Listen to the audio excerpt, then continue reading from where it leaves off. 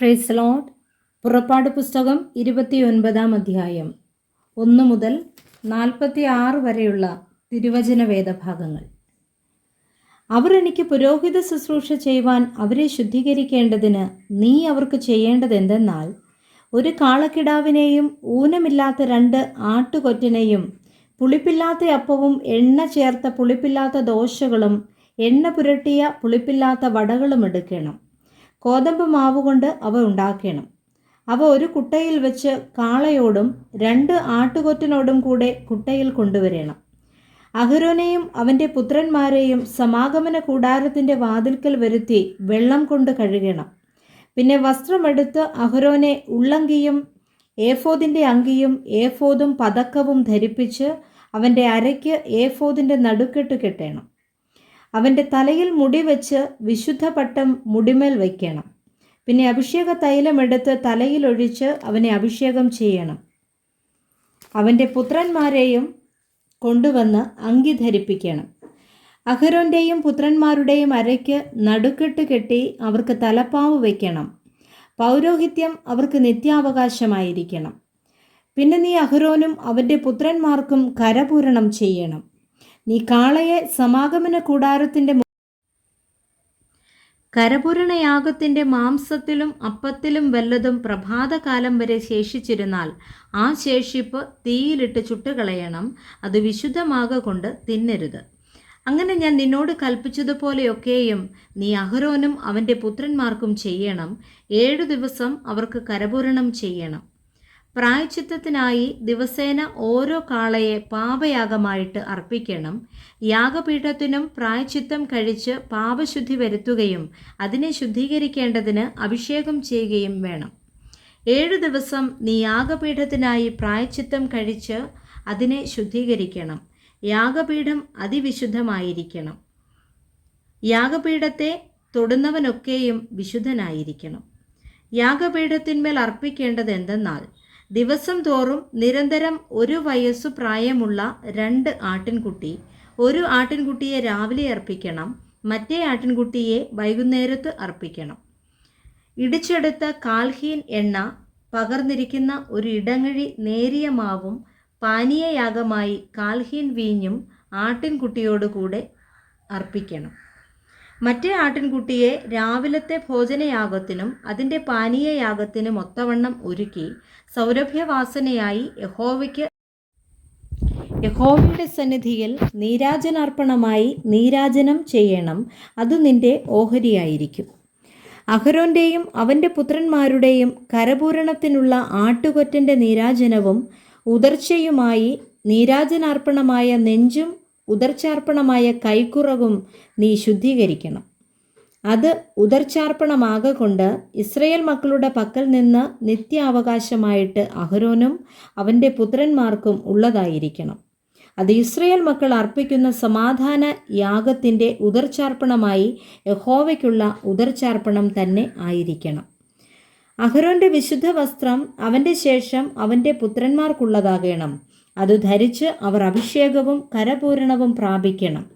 അവൻ്റെ പുത്രന്മാരിൽ അവനു പകരം പുരോഹിതനായി വിശുദ്ധ മന്ദിരത്തിലെ ശുശ്രൂഷ ചെയ്യുവാൻ സമാഗമന കൂടാരത്തിൽ കടക്കുന്നവൻ 7 ദിവസം അത് ധരിക്കണം.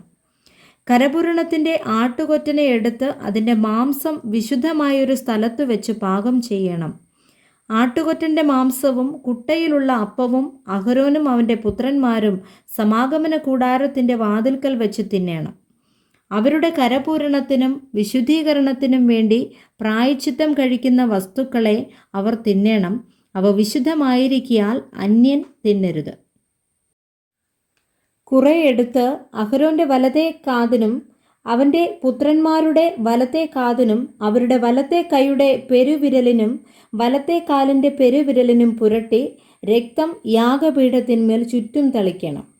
പിന്നെ നീ യാഗപീഠത്തിന്മേലുള്ള രക്തവും അഭിഷേക തൈലവും കുറേശ്ശെ എടുത്ത് അഹരോൻ്റെ മേലും അവൻ്റെ വസ്ത്രത്തിന്മേലും അവൻ്റെ പുത്രന്മാരുടെ മേലും അവരുടെ വസ്ത്രത്തിന്മേലും തളിക്കണം.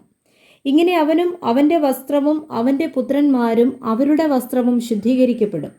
അത് കരപൂരണത്തിൻ്റെ ആട്ടുകൊറ്റനാകൊണ്ട് നീ അതിൻ്റെ മേധസ്സും തടിച്ച വാലും കുടൽ പൊതിഞ്ഞിരിക്കുന്ന മേധസ്സും കരളിന്മേലുള്ള വപയും മൂത്രപിണ്ഡം രണ്ടും അവയുടെ മേലുള്ള മേധസ്സും വലത്തെ കൈക്കുറകും യഹോവയുടെ മുമ്പാകെ വെച്ചിരിക്കുന്ന പുളിപ്പില്ലാത്ത അപ്പത്തിൻ്റെ കുട്ടയിൽ നിന്ന് ഒരു അപ്പവും എണ്ണ പകർന്ന അപ്പമായ ഒരു ദോശയും ഒരു വടയും എടുക്കണം. അതൊക്കെയും അഹരോന്റെ കയ്യിലും അവൻ്റെ പുത്രന്മാരുടെ കയ്യിലും വെച്ച് യഹോവയുടെ സന്നിധിയിൽ നീരാജനാർപ്പണമായി നീരാജനം ചെയ്യണം. പിന്നെ അവരുടെ കയ്യിൽ നിന്ന് അവ വാങ്ങി യാഗപീഠത്തിന്മേൽ ഹോമയാഗത്തിനു മീതെ യഹോവയുടെ സന്നിധിയിൽ സൗരഭ്യവാസനയായി ദഹിപ്പിക്കണം. ഇത് യഹോവയ്ക്ക് ദഹനയാഗം. പിന്നെ അഹരോന്റെ കരപൂരണത്തിനുള്ള ആട്ടുകൊറ്റൻ്റെ നെഞ്ച് എടുത്ത് മുമ്പാകെ വരുത്തേണം. അഹരോനും അവൻ്റെ പുത്രന്മാരും കാളയുടെ തലമേൽ കൈവയ്ക്കണം. പിന്നെ സമാഗമന കൂടാരത്തിൻ്റെ വാതിൽക്കൽ യഹോവയുടെ മുൻപാകെ കാളയെ അറുക്കണം.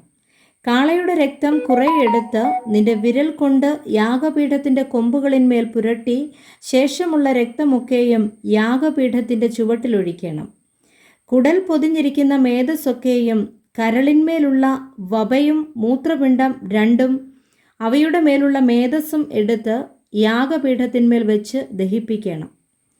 കാളയുടെ മാംസവും തോലും ചാണകവും പാളയത്തിനു പുറത്ത് തീയിലിട്ട് ചുട്ടുകളയണം. ഇത് പാപയാഗം. പിന്നെ ഒരു ആട്ടുകൊറ്റനെ എടുക്കണം. അഹരോനും അവൻ്റെ പുത്രന്മാരും ആട്ടുകൊറ്റൻ്റെ തലമേൽ കൈവയ്ക്കണം. ആട്ടുകൊറ്റനെ അറുത്ത് അതിൻ്റെ രക്തമെടുത്ത് യാഗപീഠത്തിന്മേൽ ചുറ്റും തളിക്കണം. ആട്ടുകൊറ്റനെ ഖണ്ഡം ഖണ്ഡമായി മുറിച്ച് അതിൻ്റെ കുടലും കാലും കഴുകി ഖണ്ഡങ്ങളുടെ മേലും അതിൻ്റെ തലയുടെ മേലും വയ്ക്കണം. ആട്ടുകൊറ്റനെ മുഴുവനും യാഗപീഠത്തിന്മേൽ വെച്ച് ദഹിപ്പിക്കണം. ഇത് യഹോവയ്ക്ക് ഹോമയാഗം, യഹോവയ്ക്ക് സൗരഭ്യവാസനയായ ദഹനയാഗം തന്നെ. പിന്നെ നീ മറ്റേ ആട്ടുകൊറ്റനെ എടുക്കണം. അഹരോനും അവൻ്റെ പുത്രന്മാരും ആട്ടുകൊറ്റൻ്റെ തലമേൽ കൈവയ്ക്കണം. ആട്ടുകൊറ്റനെ അറുത്ത് അതിൻ്റെ രക്തം ദഹനയാഗമായി വൈകുന്നേരത്ത് അർപ്പിക്കണം. ഞാൻ നിന്നോട് സംസാരിക്കേണ്ടതിന് നിങ്ങൾക്ക് വെളിപ്പെടുവാനുള്ള സമാഗമന കൂടാരത്തിൻ്റെ വാതിൽക്കൽ വെച്ച് യഹോവയുടെ മുൻപാകെ ഇതു നിങ്ങൾക്ക് തലമുറ തലമുറയായി നിരന്തര ഹോമയാഗമായിരിക്കണം. അവിടെ ഞാൻ ഇസ്രയേൽ മക്കൾക്ക് വെളിപ്പെടും. അത് എൻ്റെ തേജസ്സിനാൽ ശുദ്ധീകരിക്കപ്പെടും. ഞാൻ സമാഗമന കൂടാരവും യാഗപീഠവും ശുദ്ധീകരിക്കും. ഞാൻ അഹരോനെയും അവൻ്റെ പുത്രന്മാരെയും എനിക്ക് പുരോഹിത ശുശ്രൂഷ ചെയ്യേണ്ടതിന് ശുദ്ധീകരിക്കും. ഞാൻ ഇസ്രയേൽ മക്കളുടെ മധ്യേ വസിക്കുകയും അവർക്ക് ദൈവമായിരിക്കുകയും ചെയ്യും. അവരുടെ മധ്യേ വസിക്കേണ്ടതിന് അവരെ മിസ്രയീം ദേശത്തു നിന്ന് കൊണ്ടുവന്നവനായി അവരുടെ ദൈവമായ യഹോവ ഞാനാകുന്നു എന്ന് അവർ അറിയും. ഞാൻ അവരുടെ ദൈവമായ യഹോവ തന്നെ. Praise the Lord. വായിച്ച വേദഭാഗങ്ങളാൽ കർത്താവ് എല്ലാവരെയും സമൃദ്ധിയായി അനുഗ്രഹിക്കുമാറാകട്ടെ. ആമേൻ.